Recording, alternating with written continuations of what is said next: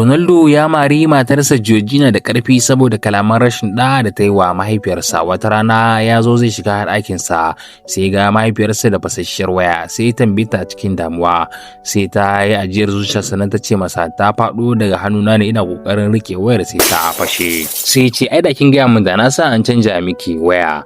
Sai ta mika sannan ta ce masa ai na gaya wa Georgina, sai kuma Georgina ta ce min tsofai da ke buƙatar waya mai irin tsada irin haka. Sai kirawo Georgina ya tambaye da cewa me yasa baki gaya min cewa mahaifiyarta tana da buƙatar waya ba.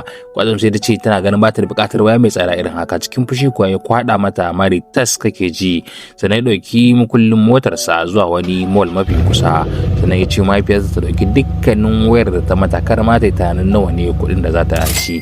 Idan ka ji daɗin abin da Cristiano Ronaldo ya yi domin wato nuna muhimmancin mahaifiyarsa, kai mana lesson ɗin ka danna follow su.